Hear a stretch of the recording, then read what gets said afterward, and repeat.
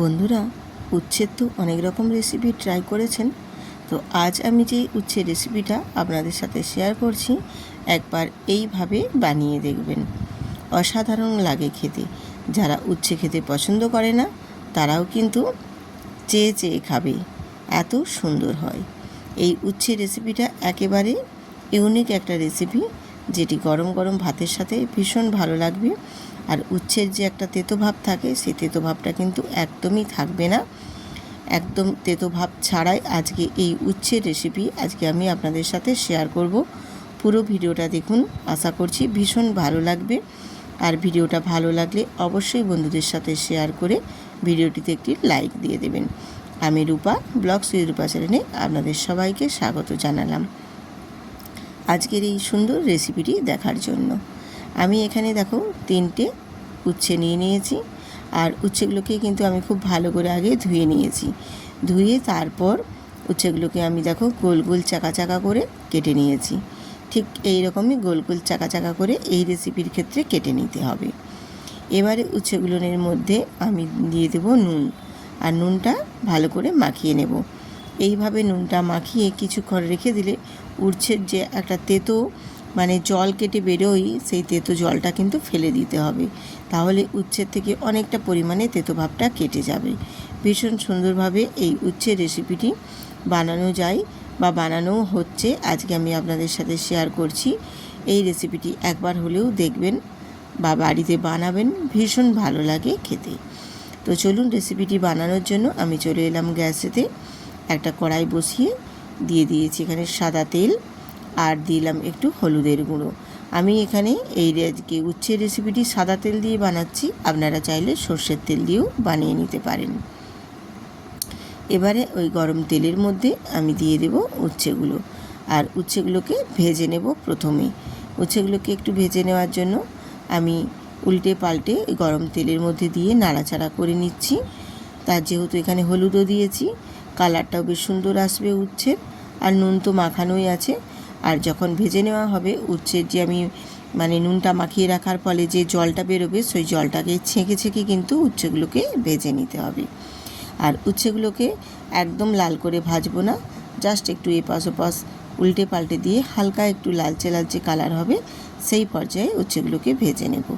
এই যে কালারটা দেখছো, এর থেকে আর একটু বেশি লালচে ভাব আসবে, তখনই আমি তুলে নেব। এই যে কালারটা দেখছো উচ্ছের, ঠিক এই রকম পর্যায়ে ভেজে নেব। এর থেকে আর বেশি লালচে কিন্তু করার দরকার নেই এই রেসিপির ক্ষেত্রে। খুব বেশি লালচে করলে কিন্তু তখন আবার ভালো লাগবে না উচ্ছেগুলো খেতে। ঠিক এই পর্যায়ে উচ্ছেগুলোকে ভেজে তুলে নিয়ে এবারে ওই তেলের মধ্যেই দিয়ে দিলাম আমি এখানে সর্ষে আর জিরে আর একটা শুকনো লঙ্কা ফোড়নে দিয়ে একটু নাড়াচাড়া করে ফোড়নটাকে বেশ ভেজে নেব। আর যখনই সর্ষেগুলো ফটফট করে ফাটতে শুরু করবে, সেই পর্যায়ে এখানে দিয়ে দিতে হবে একটা পেঁয়াজের কুচো। আমি এখানে একটা মিডিয়াম সাইজের পেঁয়াজ নিয়েছি, কারণ উচ্ছের পরিমাণটা আমার কম আছে। উচ্ছের পরিমাণ বেশি থাকলে তখন পেঁয়াজের পরিমাণটাও একটু বাড়িয়ে নেবেন। দিয়ে পেঁয়াজগুলোকেও একটু নাড়াচাড়া করে হালকা বাদামি কালার করে ভেজে নেব। ঠিক এই পর্যায়ে আমি পেঁয়াজগুলোকেও সুন্দর করে ভেজে নিলাম। দেখছেন বেশ সুন্দর করে পেঁয়াজগুলো ভেজে নিয়েছি। এই রকমভাবে পেঁয়াজগুলো ভেজে নেওয়ার পর এখানে আমি গুঁড়ো মশলা অ্যাড করে দেব। দিয়েছি এখানে ধনে গুঁড়ো, জিরে গুঁড়ো, কাশ্মীরি লঙ্কার গুঁড়ো, আর দেব হলুদের গুঁড়ো। দিয়ে এবারে পেঁয়াজের সাথে আর একটু নাড়াচাড়া করে নিয়ে এখানে আমি দিয়ে দেব টমেটোটাকে আমি অবশ্য একটু পেস্ট বানিয়ে নিয়েছি, আর একটা ছোট টাইপেরই আমি এখানে টমেটো দিয়েছি। ওই যে বললাম পরিমাণ অনুযায়ী, পরিমাণ কম থাকলে কম পরিমাপে দিতে হবে, বেশি থাকলে বাড়িয়ে নেবেন। এবারে টমেটোটা দিয়ে অল্প একটু জল দিয়ে বেশ ভালো করে মশলাটাকে সুন্দর করে কষিয়ে নেব, শুকনো শুকনো করে।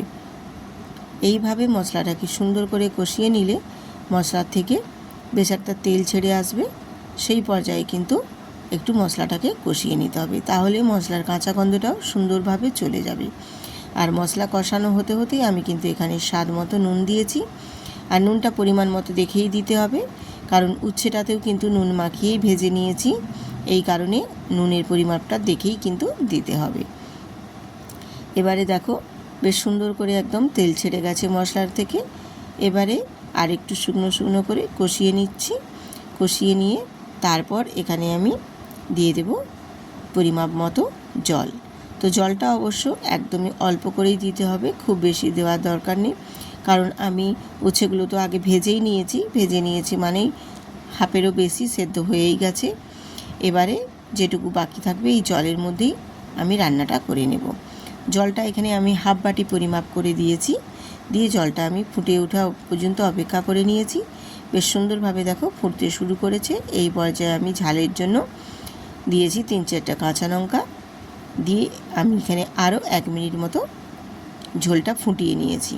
বেশ মিনিট খানেক মতো ফুটিয়ে নেওয়ার পর এখানে আমি এবারে ভেজে রাখা উচ্ছেগুলোকে অ্যাড করে দিলাম।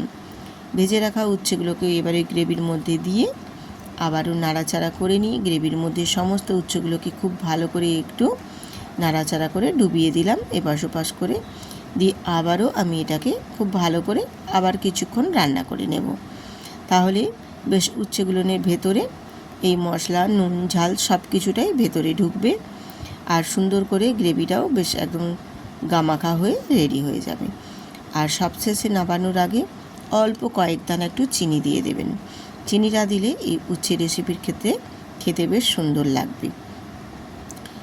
চিনিটা দিয়ে আবারও একটু নাড়াচাড়া করে নিই। এই যে দেখছেন যে জলের পরিমাপটা, এটা আর একটু কমে যাবে, তারপর আমি নামিয়ে নেব। আর একটু যখন এই ঝোলের পরিমাণটা আর একটু শুকনো শুকনো হয়ে যাবে, সেই পর্যায়ে আমি গ্যাসটা অফ করে তারপর নামিয়ে নেব। তো মোটামুটি দেখো আমার একদম ঝোলের পরিমাণটা বেশ সুন্দর করে কমে গেছে, আর একদম ঝোলটা উচ্ছের গায়ে গায়ে লেগে গেছে। এবারে আমি এই পর্যায়ে গ্যাসটা অফ করে নামিয়ে নিলাম। নামিয়ে নিয়ে তারপর আমি আপনাদের দেখিয়ে দিচ্ছি আজকের এই উচ্ছের রেসিপিটি কতটি সুন্দর হয়েছে বা কতটা দেখতে সুন্দর লাগছে। এই রকম যদি রেসিপি গরম গরম ভাতের সাথে থাকে, খেতে কিন্তু বেশ ভালোই লাগবে। আর গরম ভাতের প্রথম পাতে এই রকম উচ্ছের রেসিপি অসাধারণ লাগে। আমার তো ভীষণ ভালো লাগে। আপনাদের কেমন ভালো লাগে কমেন্ট করে জানাতে কিন্তু একদমই ভুলবেন না।